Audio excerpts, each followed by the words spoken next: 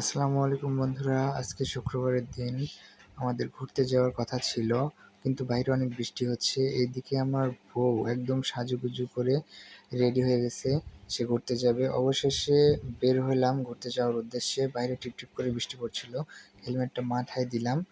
হেলমেটটা মাথায় দিয়ে আমরা এখন যাব পাটুল মিনি কক্সবাজারের উদ্দেশ্যে। রাস্তায় চলে আসছি। এদিকে বৃষ্টি টিপটিপ করে পড়ে রাস্তা ভিজে গেছে।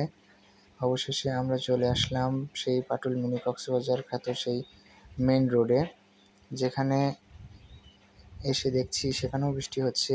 সামনে দেখতে পাচ্ছেন সেই পাটুল মিনি কক্সবাজারের রাস্তার প্রবেশদ্বার, যে রাস্তা দিয়ে আমরা এখন যাব খোলাবাড়িয়া কুটুমবাড়ি রেস্টুরেন্টের উদ্দেশ্যে।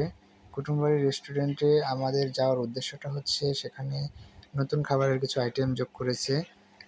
সেটা হচ্ছে গরুর মাংসের কালো ভুনা, আর সেটা খাওয়ার জন্যই আজকে আমরা বের হয়েছি। আমি যে রাস্তা দিয়ে যাচ্ছি এটা হচ্ছে সেই রোড যেটা চারিদিকে পানিতে থই থই করে এবং মাঝখানে রোডটি দেখা যায়।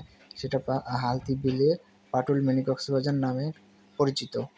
এখন যেদিকে যাচ্ছি সেটি হচ্ছে হালতি এবং খোলাবাড়া গ্রাম। এখানে অনেক ধান চাষ হয়েছে।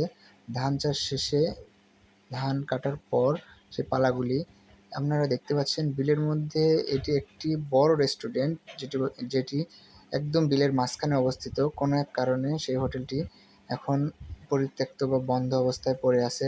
অবশেষে চলে আসলাম কুটুমবাড়ি রেস্টুরেন্টে। রেস্টুরেন্টের প্রবেশদ্বার এটা।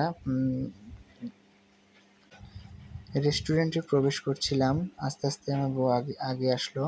আমি সামনের দিকে হাঁটতে থাকলাম। রেস্টুরেন্টের ভিতরের জায়গাগুলো অনেক সুন্দর। এটি একটি ভাসমান রেস্টুরেন্ট। বর্ষার সময় এই রেস্টুরেন্টটি পানির উপরে ভেসে থাকবে। রেস্টুরেন্টে আসার পর চারিদিকটা দেখে মুগ্ধ হলাম। অবশেষে আমরা যেটা খেতে এসেছি সেই গরুর মাংসের কালো ভুনা আমাদের সামনে উপস্থিত হয়েছে। 180 টাকায় গরুর মাংসের কালো ভুনা পাবো আমি কখনো ভাবিনি। খাওয়া শুরু করলাম।